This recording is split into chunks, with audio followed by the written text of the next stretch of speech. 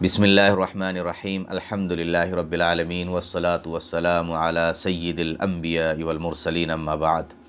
मुअज़्ज़ज़ सामिईन व नाज़रीन, इंसान की ज़िंदगी के अंदर जो ज़िक्र व अज़कार हैं, तस्बीहात हैं, अच्छे अच्छे अल्फाज हैं, अच्छे अच्छे कलिमात हैं, ये इंसान की ज़िंदगी के अंदर रौनक पैदा कर देते हैं, दिल को मुनव्वर कर देते हैं।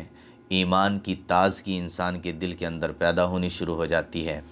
जो इंसान अपने फ़राइज़ अदा करता है, वाजिबात अदा करता है और इसके साथ साथ में ज़िक्र व अज़कार भी करता है, तो उसकी जो सिफ़त हैं अंदर की, वो बहुत अच्छी होनी शुरू हो जाती हैं।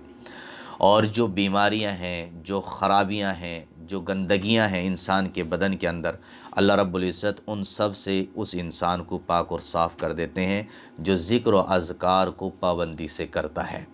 ज़िक्र अज़कार की बड़ी फ़ज़ीलतें हैं। अहादीस में हुज़ूर सल्लल्लाहु अलैहि वसल्लम की बहुत सारी अहादीस में मुख्तलिफ़ तरीक़े से मुख्तलिफ़ क़िस्म के ज़िक्र अज़कार बयान किए गए हैं और रसूलुल्लाह सल्लल्लाहु अलैहि वसल्लम ने अपनी मुबारक ज़बान से इस उम्मत को इरशादात फ़रमाए हैं कि फ़ला वक्त ये पढ़ो, ये मिलेगा, ये पढ़ने से ये मिलेगा।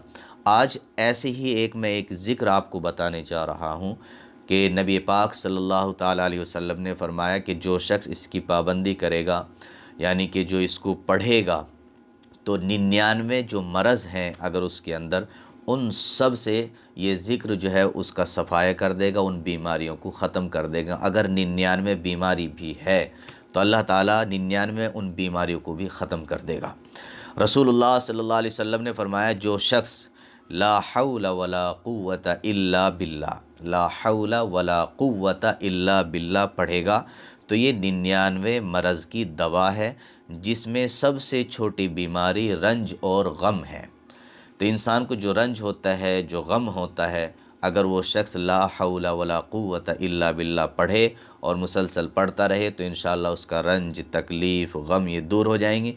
और इसके अलावा और भी बहुत सारी जो बीमारियां होती हैं, उन सब से भी अल्लाह रब्बुल इज़्ज़त इस ला हौला वला कुव्वता इल्ला बिल्लाह की बरकत से उसकी हिफाजत फरमाएंगे और बीमारियों से शिफा अता फरमाएंगे। अस्सलामु अलैकुम व रहमतुल्लाहि व बरकातहू।